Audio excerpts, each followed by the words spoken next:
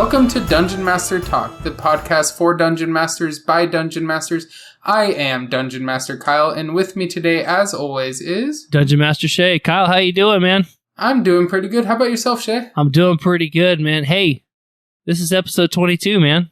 22. What is that? 22? 22. Sí, señor. We did it. And if we're wrong, people will probably let us know. Yeah, probably. Oh, man. I hope we didn't just butcher that, after, especially when I tagged it with I'm learning. It would be par for the course, but this is the big one. Biggest one since the initial one. The end of a season 1. The finale. I'd love to tell you listeners that we had a big ordeal plan. We did, and then we didn't remember it because it was when we were dreaming. So all best ideas happen in your sleep. That is factual. It is true. And don't quote me. I was remiss to not write it down. So, oops.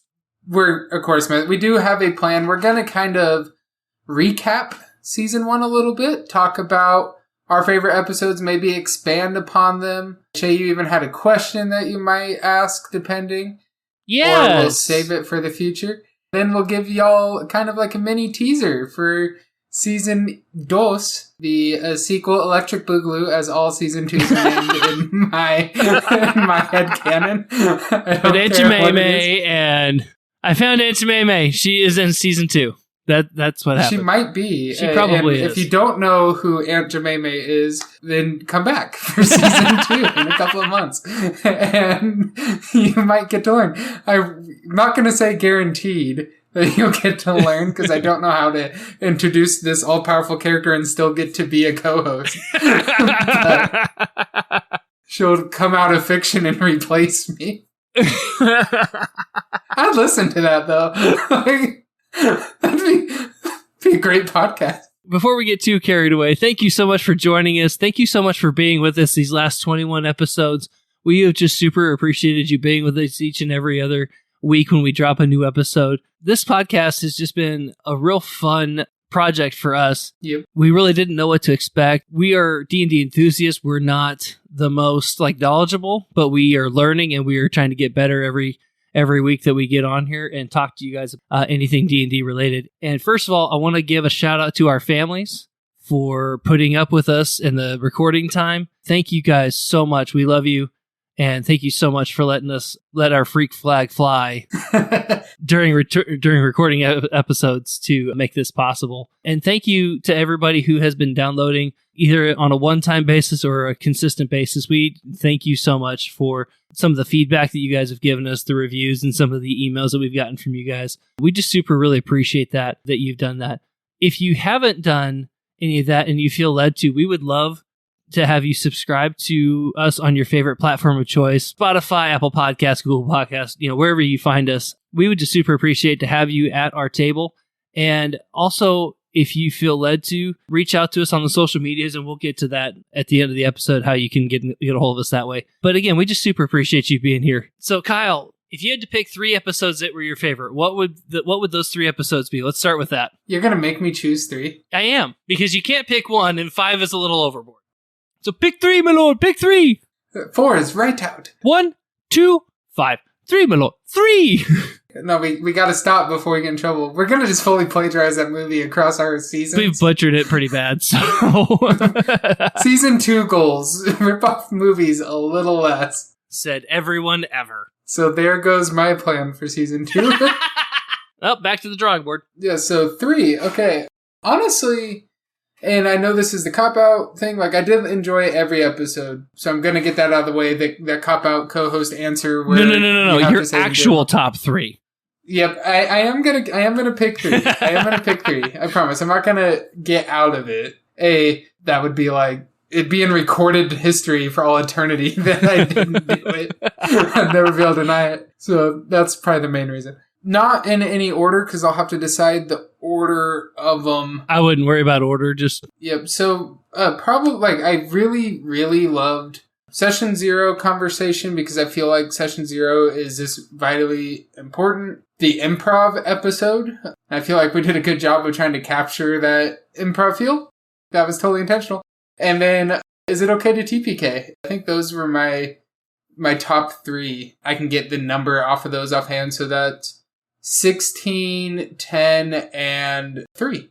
3, my lord. 3. And 3 was actually fourth one we ever posted, but numbered 3 because we started with 0, as all good engineers do. So take that, Jared. You know who you are. If that's your real name. If that's even your real name. You know Aunt Jemima heard that, right? Oh, yeah, for sure. And I'm going to get a full 8 hours. Shay, I got to... I know, like, customary, I should explain why. But first, I want to hear what your favorite 3 are.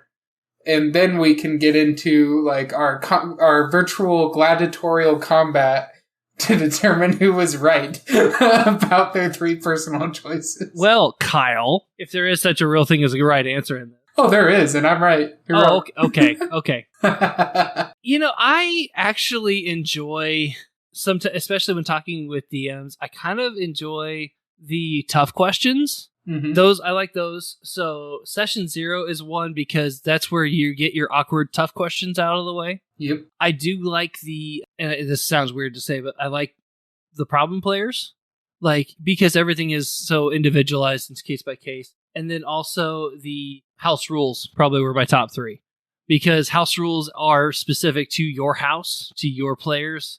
And it's just, I don't know. It's just, there's a lot of freedom in some of those too, once you've kind of established those boundaries and get through those tough questions, because then you build that camaraderie with your table. Yeah. I notice in your picks, it's the ones that like nobody will ever 100% agree on any of them. And that's okay. I know that's why you love them, because those are also the ones that you've caught me in your doorstep for hours before as our wives were tapping their feet. Going like, kids are screaming in the back seats. They're like, come on. Yep. 100%. I think for me, I really love that session 0 conversation because like the entire time we were recording it, I was struggling to not just like try to recount our session 0 day. Yeah. And we did some stuff in there that like we even in there said like, don't do this. And we did some stuff that we said do this, and we didn't do some stuff that we said, make sure you do this, and we had to come back and have conversations later. But like, I think for me, that episode was really special just because like session 0, it's the kickoff point. If we never had that session 0, my play groups wouldn't exist. And if my life would not be as great as it is without playing D&D and without my friends that I've solidified through D&D. So yeah, like session 0 is just always, like, that's always going to be special to me. So I'm really glad that we covered that one early on. I think just as a recap, I mean, I think session 0 is just super important. And for more context, you guys can go back and listen to that episode if you haven't already. But just setting the tone and setting the initial boundaries. That way everybody's on the same page. There's no, I told this person one thing, I told another person this thing. Like, everybody's at the table. We hear the same message. We can all ask the same questions. And like, it's just a very like a very level footing. Even playing field. Yeah, even playing field. Yeah, that's a great way to put it for everybody. And then as your game progresses and if stuff comes up, it gives you a context of how to deal with everything that goes on from that point forward. Like Kyle said, it's super crucial, we think, to have a session 0. If you don't, everybody has their own table. So if you don't, I would be interested to see how things go. But like for Kyle and I think just having session 0 is just super, super important. 100%. Especially for new players. There was something I said during our session 0 that my players have even like reminded me of it. And it was my one and only true rule that I said I would forever enforce. That was life comes before D&D. Preach. Like, what I meant to that for my group is I knew my personality type. I knew Shay's. I knew everybody's at that table. Each of us have a tendency that when we love something, we love it. And we go all in on it. We buy all this stuff. We read about it. We get deep into it. We might be a little CDO about it, but that's all right. Exactly. So the rule was to tell everybody that like, hey, we're not ditching family events to play D&D. We're not, like, this is not any of us's numero uno was the rule. It was going to be an important thing to our friendships and bringing us together and bonding. But if we missed a month, we were going to miss a month. It was not going to be the end of the world. We weren't going to break our backs for it. And that was the rule. And I've had my players Exactly. when I was like, man, I'm so sorry we can't meet, or like really down about it, or they can see I'm angsty about stuff. They've called me out and said like, hey, life before D&D. And that was the rule that we stated. And that's, again, if that didn't come up in session 0, they wouldn't be able to say that to me. I'd get in my headspace a lot more about it. And that's a space I don't always want to be. So I hear that. So yeah, but I mean, for more context, I mean, go ahead and check out our session 0. But I just wanted to kind of hit the main hits on that. And then you had said improv and is it okay to TPK? So oh yeah, admittedly, like improv, that one I love because I feel like all my best moments as a DM, all the moments that really jump out in my mind, there's maybe 2 out of all of them that I actually planned. And the rest were all because of scenarios I didn't see coming. I was now flying by the seat of my pants to figure out how to rectify my world to the players' choices.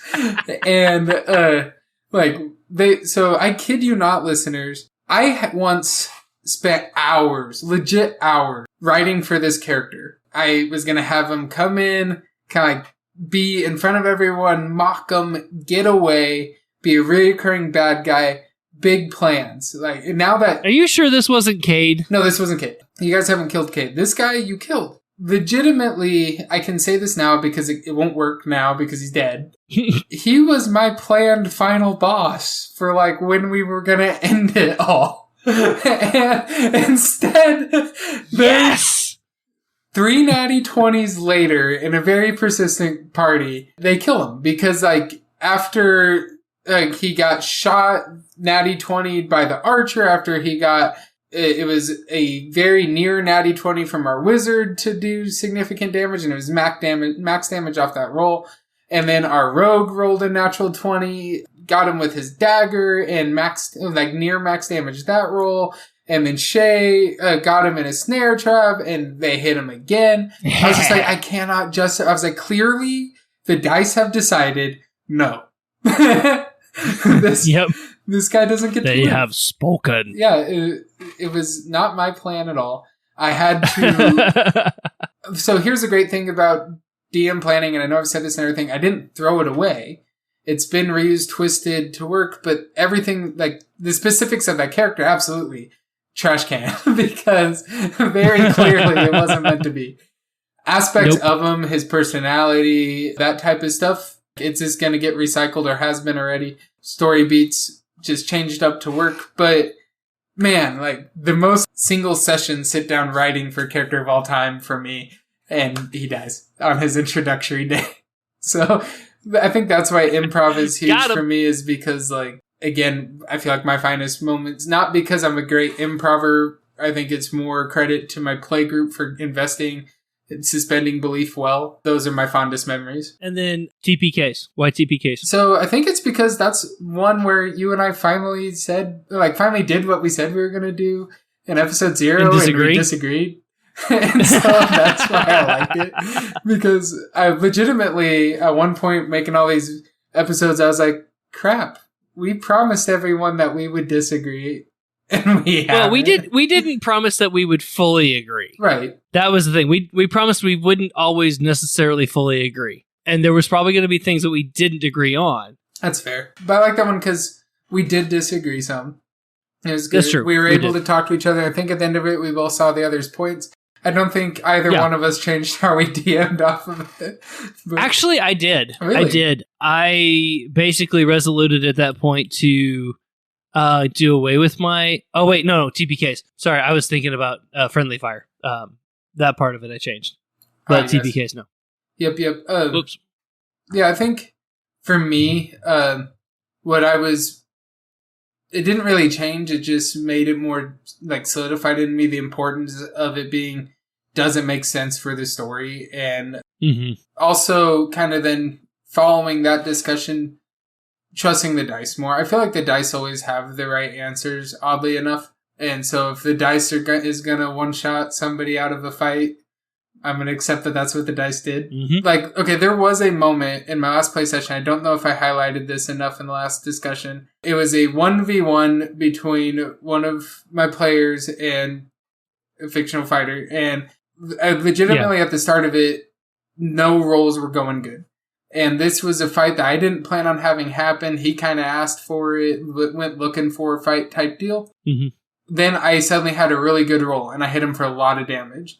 And right then I was like, you know what? If this is it, this is how his character goes out. And it'd be so fitting because it was a guy who, up to that point, never sought the fight. And then here he sought a fight. Nope. And so if that was just the end, man, we're going to talk about that forever. That's not how it went. His dice turned it around, and mine went back to being how I roll dice. And he won.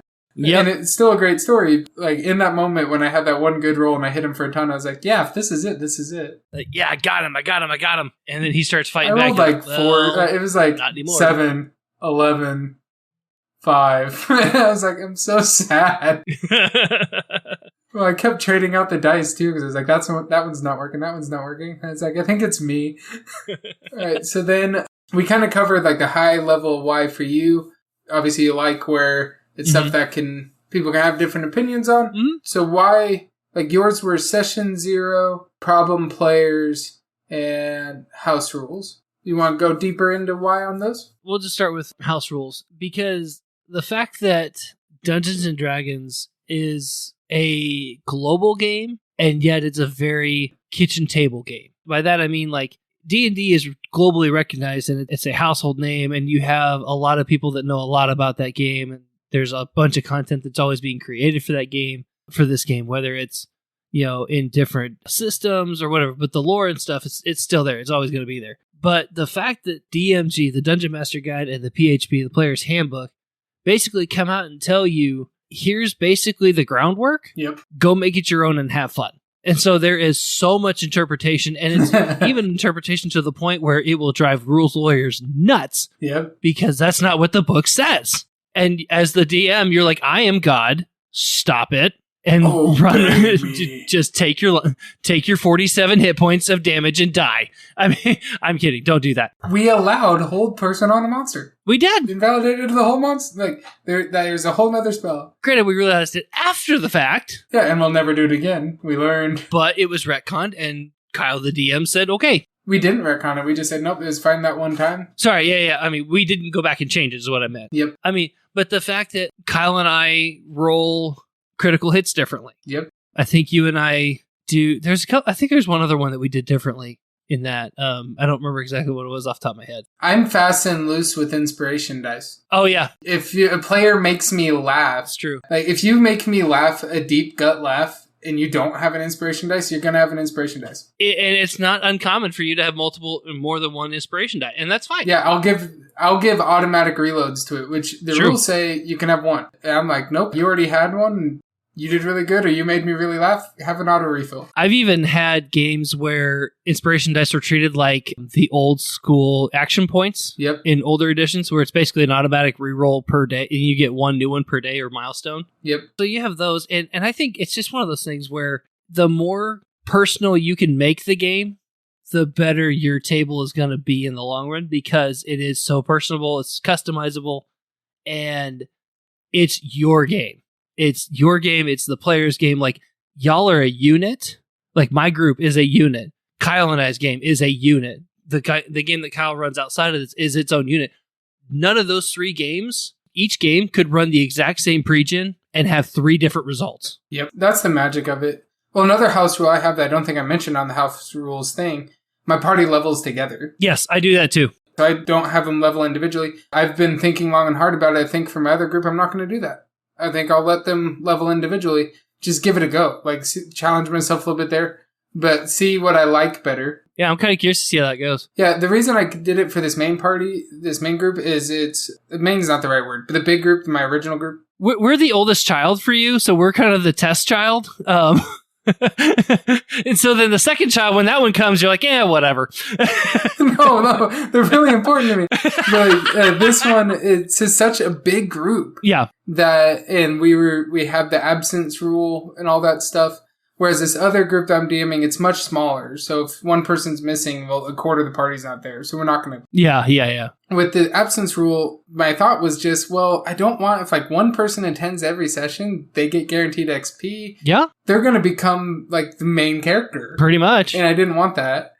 And so that's why they all level together. We had a funny moment where one character did push-ups and got everybody XP. I said that was a one-time thing, but I found it funny, so we went for it. Almost everything in my play group can be allowed at least once if I find it funny. Drop and give me experience points. So what about your other one was problem players? So what about that problem players discussion really jumped out for you? I think for me, it's one of those things where part of this is career background as being a team lead, a supervisor, department manager. I like seeing player development, and player development can go both in and outside of game. Yep. Because people will change as they play their characters. They'll either become more like that character or they'll become less like their character. Yep. Or like, I think you mentioned this one time, like sometimes people play the exact, on purpose, they play the exact opposite of what they are in real life. Yep. Me and Cade. But when it comes to problem players too, I mean, it's one of those things where if sometimes it stems from one of two things. Either it's because they're not feeling like they've been heard, or there's something agitating them outside of the game and they're bringing it in game to try and deal with it. The old saying, hurt people hurt people. Yes. And I'm not necessarily saying that to be malicious, and I'm not like pointing at any, I'm not pointing fingers specifically at different people, but it tends to be one of those two things. Whether they either feel disengaged or unheard in their play group. And so they're either riding their character out and just kind of being a little snot, or they're dealing with a lot outside of the game, and sometimes they're trying to rationalize or work through stuff in game it's not conducive to what the group's going through. Yep. Well, it's the human aspect of it, because I know me, like, sometimes you're dealing with something and consciously you don't even realize you're dealing with it. Mm-hmm. And so it's just weighing heavy on you, and stuff that wouldn't have normally annoyed you. It just seems like the end of the world now, and you're gonna die on that hill now. Normally wouldn't have. And all it takes is, like we said in our role play conversation, you pour yourself into your characters. DMs, you're gonna pour yourself into your NPCs. Yep. Players are gonna pour themselves way into their characters, even if you only play a few sessions. It doesn't take long to be invested into this character that you're thinking about in your free time. And so, like, that's gonna bleed in, that subconscious feeling, your angst, and then you're gonna stake your flag on that hill to die on when the conversation may have been about whether or not we need to have coasters on the felt tabletop or something, I think it can go deeper than that, too, because sometimes people may feel like when they're dealing with stuff, they have to do it by themselves. Yep. And if you get into a play group and you have a play group that is meeting on a regular basis and there's a lot of time that you guys spend together, the more time you're around those people, the more comfortable you could potentially become with them, and they could become some of your closest friends. You're not just like staring at a screen together. You're interacting, you're talking, you're like in community with them. And so, like, for them to be able to come up and say, "Hey man, I noticed that you've been off the last 3 weeks. Hey, you want to talk about what's going on?" Just having that person that's able to extend that branch and say, "Hey, talk to me. What's going on?" Or you get to know somebody who's like, "Hey, I'm struggling with blah, blah, blah, blah. Here, let me help you. Yep. I got you." And I'm not saying that every group is that way. And if you run into a toxic group, please save yourself, get out of it, and find a different group, because that's not worth your time. Yeah, no game, no matter how much I love it or how much you love it, is ever going to be worth your mental health. Exactly. There's not a game that good. There never will be a game that good. And you can find another group. There, like, I guarantee you, in your area, if you're wanting to play, there are other people in your area wanting to play. Unless you live in, like, a rural area and you're like, haha, I gotcha. There's no other human being for 30 miles. Well, and I'll even challenge that too, because there are Facebook groups. Yep. There are Roll20 groups. There are Discord groups. I mean, people are looking for players all the time.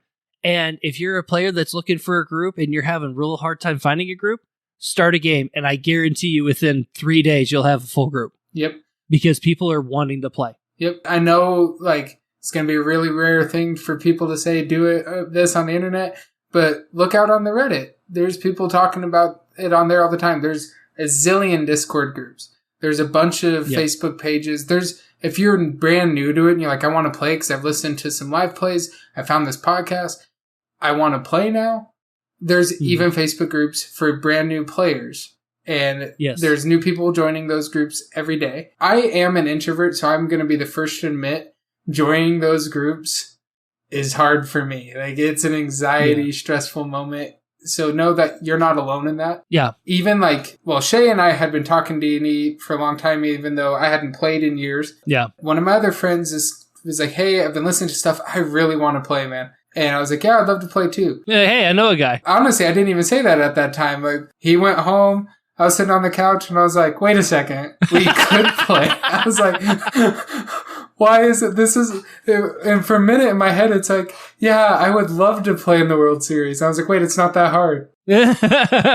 Well, World Series, yes. Starting a D&D game, not so much. That's what I meant. It's like, it's not as hard as me going from couch to World Series. Yeah. I mean, I don't want to brag, but I figured I want to do this instead of going... No, I'm kidding. You had the choice. You had the contract. The only two caveats that I will give this is, A, if you're going to try and play online, be safe about it. Mm-hmm. I mean, follow any and all safety procedures that you can to keep yourself protected. Don't give out your address. Don't give out your personal information. You know, this is the part where a lot of people say be smart, but people are clever. They are. And when they're trying to get you, just be on lookout, be on guard. If something seems too good to be true, it normally is. But know that there are a lot of legit groups looking for players, looking for play groups that are going to use safe tools to do so. Yeah, we want you to be safe. And the other thing too is, even if you do find a group, and if your group is getting into content that you were uncomfortable with, have a signal with your DM, have a talk with your DM, say, hey, I'm not good with this. So what can we do to be a little bit more accommodating? And if that's just the game that's being run, have the power to say, hey, you're doing great, but I'm going to step out. And then if we have a different game, maybe call me up and we'll go from there. Yep. If you're not safe, if your mental health is being compromised, step out. Be your own advocate. And if you're a DM in this, listen to your players. Like, it might be something you want to cover, but it might not be something they want to play. And if that's the case, don't force it. Don't push it. Don't be like, well, maybe if I approach it a different way. Agreed. Drop it. Trust me, it's much more fun to not do it. Yep. You don't want to lose, again, you don't want to lose those connections. You don't want to lose those friends. You don't want to lose the group. Exactly. It's not worth it. 100%. I think on that note, though, it's a great time to turn it around. Just looking at the time on my DAW here. Wait, what's the scene? So this is a big one, everybody, a season finale. And with that, of course, you might be accustomed to this. It means change. Now, a couple things aren't going to change. It's still going to be Shay and I. We're still going to have our back and forth. We're still going to be pouring our love into it. It's still going to be about... I might have an outrageous French accent. I'm not sure, but I might have an outrageous French accent. I can guarantee that will not happen. So listeners, if you're concerned about that, no worries. I will not let Shay do that. So none of that one. But it's still going to be focused on improving us as dungeon masters, and therefore hopefully everyone who listens to this as a dungeon master. We're still going to have times where we agree and times where we disagree, and times where we sort of maybe kind of both. Yep. It's still going to be that. But really with season 1, Shay and I, we had big plans for the first 4 or 5 episodes going into this. And then we would get some recorded, plan out the next, get some recorded, plan out the next. Yep. And we did enjoy that for a while. But one thing that we both feel like we want to take a shot at using this break to do is get something that's just a little bit more put together, long-term goal-oriented focus like that for you guys to hopefully take this level of content that we've been able to bring you and hopefully dial it up. And if it doesn't work, we'll shift. But we just wanted to take some minutes to talk about that. Shay, I can tell that I keep rambling fast and cutting you off from jumping in. No, you're fine. You're fine. To piggyback on what you're saying, though, I think this is going to be content that will be great for players of all levels. Whether you are a player that has been playing for 20 years and wants a refresher on some things, or if you're a brand new DM who dis and you're just trying to figure out, where do I start? I mean, we've kind of done that in season 1, but what we're going to do is we're going to basically take it from the ground and we're going to work all the way up. Yep. Okay. We're gonna put gonna what we start- said and put it into action. Exactly. We're going to show you exactly how we are going to do this game going forward. Now, if you're, and this also goes for DMs that have only done pre-gens. Yep. How do you branch out from just doing a pre-gen to your own campaign? So that's where we're going to kind of focus on. I know I'm super excited. I'm like jumping on my seat, but I've also had too much caffeine today. So, you got that going for you. Anyway. Well, and I'm super excited too. Like a couple of like just housekeeping things I want to make sure to mention. So season 1 was 22 episodes. That does not mean all of our seasons going forward are 22 episodes. They're going to be as long as they need to be. And we really just felt like this was coming to a good stop in a good place where we could do this jump. Also, we're going to be like a month shy of a year. That's also not going to be the trend. So don't like be trying to dissect this and pre-plan out, because the truth of it, for the length of it and when it'll end, the truth behind that is we will never know. It's going to truly be the length it needs to be to deliver the content that we feel needs to get out. One thing that will never ever change is we always want to hear from you guys. So if any of you listening to this ever want to reach out, dungeonmastertalk@gmail.com, also at DMT the podcast on Twitter, and Dungeon Master Talk Facebook page, and hashtag Dungeon Master Talk on Twitter. Those always going to be available for you guys to reach out to us, ask questions, propose stuff. We want to hear from you, and we will always take that and address it on the podcast. Unless you ask us specifically, like, hey, I'm talking to you, but I don't want this out. Like, we'll honor that as well. We love hearing from you guys. That was really special for everyone that emailed us. Super big thank you. That was huge. Those were... Like the question was, what was your favorite episodes? But favorite moments was hearing from you guys, hearing your stories, the times that you reached out. Those are the best. Agreed. No matter what we're doing in any season, that'll always be a thing where we want to have that interaction. We'll pivot. So if you guys aren't loving season 2, great, tell us. And we'll pivot. If you are loving it and you want more of it, great. Let us know. Again, that's all, like, we don't want to give away the golden goose again. I feel like we gave the answer to D&D in episode 0. Pretty much. And since 2 of your players have won D&D, it doesn't matter anymore. They did. I don't understand it. So I played D&D a lot. Your character surviving the campaign is a feat a lot of the time.